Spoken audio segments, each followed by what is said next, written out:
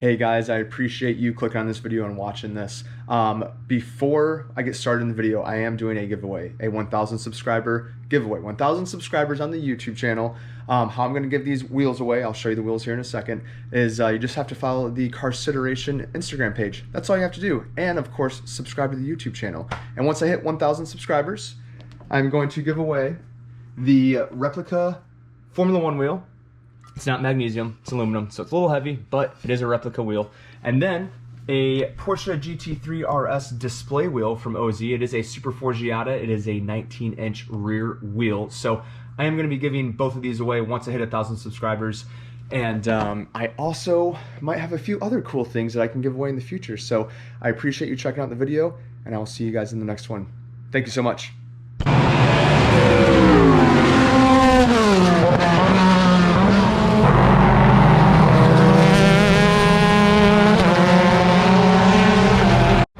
So I'll make this real quick. Talked to Cooper MacNeil yesterday while he was on his golf cart, and he is the driver, or one of the drivers for the WeatherTech Porsche RSR that races in the GT-LM class.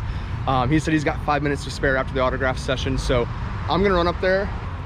He's gonna take us around the RSR. It's my dream car. This should be super cool. Just gotta remember to hit record. If I don't hit record, it'd be terrible. We're here with Cooper MacNeil, driver of this RSR. He's gonna take us through it. He's got 5 minutes to spare, so yep. Wanna run us through it real quick? Just a little bit of specs on it. Yeah, car's really built from the ground up purely to be a race car. So for racing only, racing purposes only. This car you'll never see anything like this on the street. Right. It's actually mid-engine compared to the actual GT3 RS and its base health. Yeah. Right? So the street car, the engine's way in the back here, and in the race car, the engine's basically right here. Right in front of the rear axle. Literally move the thing 3, almost 4 feet forward. Because they found a gray hole in the rule book, right? Because there's no back seat. Yeah, something like that. Right. No, more so for weight balance, distribution, center of gravity, that kind of thing. Awesome. But that really made the car handling really well. And then another thing is this thing has so much downforce. You see these big fenders, right? So you can carry a lot of speed through corners, but with a lot of speed comes braking. So you have to be able to stop the car too. So these aren't carbon ceramic, right? These are steel rotors? These are steel rotors. 15 inches, a little over? Something like that. 6 piston up front, I think? Yeah, I think so. And Porsche designed the car and built the car with AP Racing calipers and Brembo rotors. Really? Oddly enough. That's kind of odd. So, as strange as that sounds, that's what Porsche deemed to be the best combination possible. That's sweet. And I can tell you what, the car stops on a dime. So they really chose wisely. So 4 piston rears too, right? Yeah, and 14 inch rear discs. And then oh, the front. Oh god, here we go. The best part, obviously, for me as a driver, is the steering wheel. So the door is so light. So here's the wheel, and basically everything we need is at our fingertips. That is so Brake cool. bias here, different modes for different maps here. Same thing with these, full course yellow map, radio button to talk to the pits, drink bottle button. If I push this, it feeds cold water through my helmet into my mouth. Left and right flashers, never use them, but they're there in case you do. Right. Function, the function buttons here switch through the pages on the dash. Okay. Wiper engages the wiper. Okay. That locks in any map or page change you make if you got one wrong. Yeah, so if you change it and don't mean to, it's okay, because unless you push okay, it won't engage. That's awesome. Pit speed button, and then these are for stopping and starting the car, as well as you push this once and it flashes the high beams 5 times for flashing upcoming traffic to let them know you're coming. Up and down shift for shifting the gears. Yep. And then we have brake bias offset here, so you can dial in a little bit more rear bias or a little bit more front bias with the flick of a switch, so you can really do it per corner. That's awesome. And then we have traction control settings here, so depending on what the track conditions are or what tire we're running, we obviously dial in more TC if it's wet or less TC if it's dry. So there's no ABS, only traction control? Correct, no ABS in GT-LM cars. Awesome. So we just have TC. and that's it. So that's so cool. And then they updated the like collision alert system in there, and that little screen, right? Yeah. So on the backside, your vents in the way. Yeah, it's off now, so it's hard to see. But we have a radar camera system. So actually, cars that are coming up on me, right? It'll color code them. Red means they're coming up fast. Okay. Green means the gap is steady or going away, and yellow means they're only coming closer a little bit quicker. That's awesome. And then when they get closer, whichever side they pass on, they move to the right. We'll have an arrow on that screen that points to the right that tells me that they're moving right. Really? So without even looking at the screen, if you just get a, you know, in your peripheral vision, you can just see an arrow. So that way you keep your eyes through the windshield, focus on driving. That is awesome. I did not know that. That's sweet. It's so cool, dude. And then as you said before, yeah, this door is like... Door is super, I mean, the move of just one finger. Everything's obviously plexiglass. Plexiglass and carbon. The whole door is carbon. The whole everything.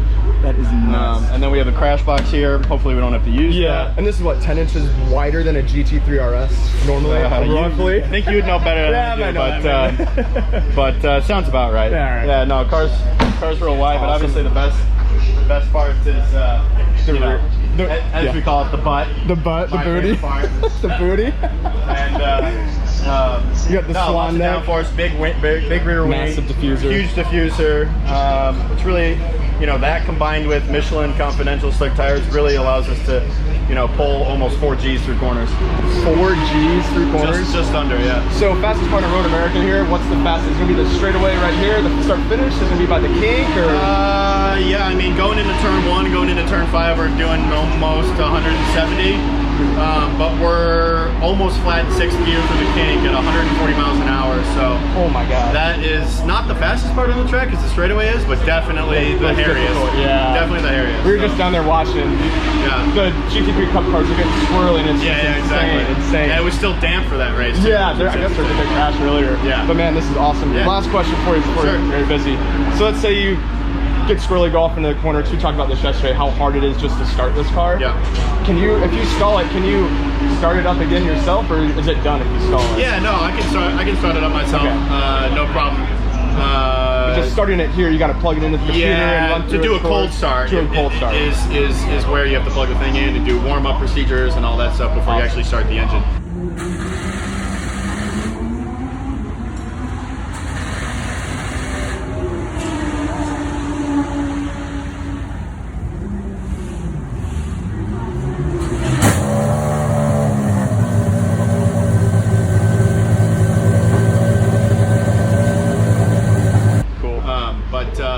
Actually, the trickiest thing is not getting it started after it's warm.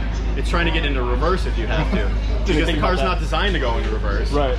But it has a reverse gear in case you need it. Does it just not want to grab it? Yeah, exactly. It's hard to engage, but yeah, hopefully we don't have to use that. Yeah, not at all. Yeah. Good luck today, bro. Thanks, I really appreciate it. No problem. Anytime.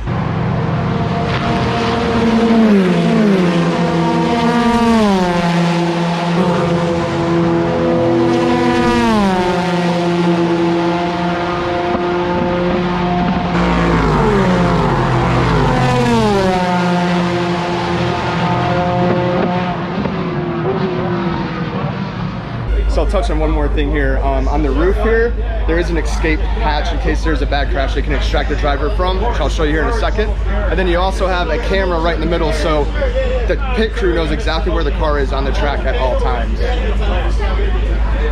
There's the escape hatch. There's the camera for it. Now the other thing is this car is going to Le Mans next week, so they're going to ship this over to France, and this car is going to run in the 24-hour Le Mans. So the logistics of getting this car around the world are absolutely insane. And I think that's it, guys. Oh, you want to know the price tag on this? Price tag on this car is $1,100,000. So you think you're going to buy one of these anytime soon? Probably not. And there's only 6, I believe, made in 2020 for customers. So very, very rare car. It's pretty much a prototype. And this is the ultimate 911, if you could ever dream of one. It's insane.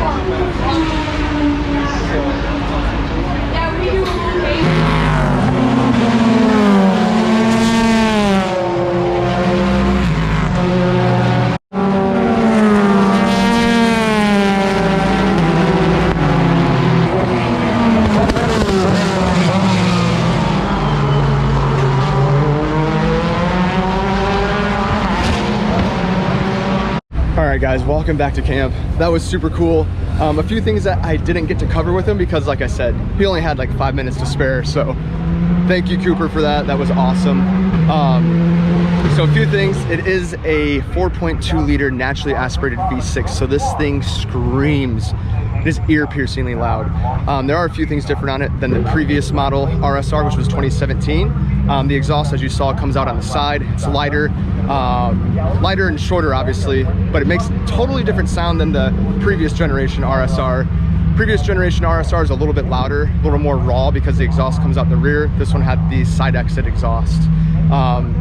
Like I said, 508 to 513 horsepower.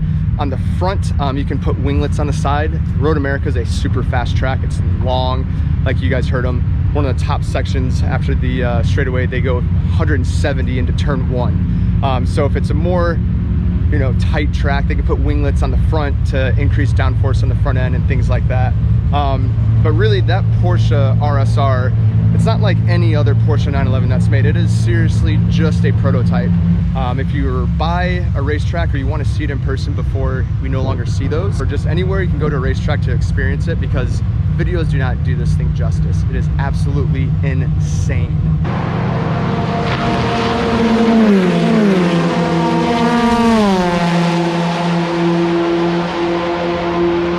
Alright guys, I'm going to try to make this a vlog of Road America, the Sunday, the race day. I didn't do any filming yesterday in practice or anything like that, but hopefully capture some cool content for you guys. If you've ever been to a IMSA race, now you know what it looks like.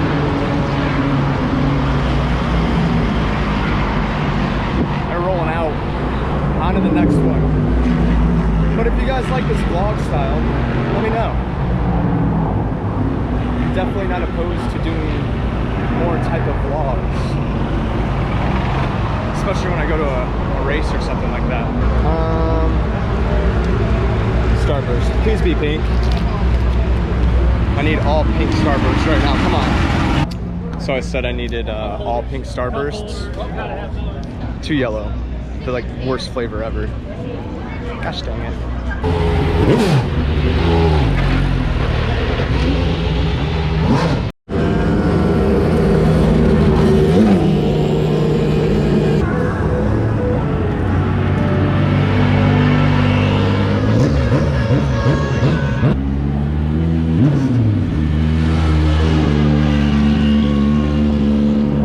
Have you ever seen so much nitrogen in your life?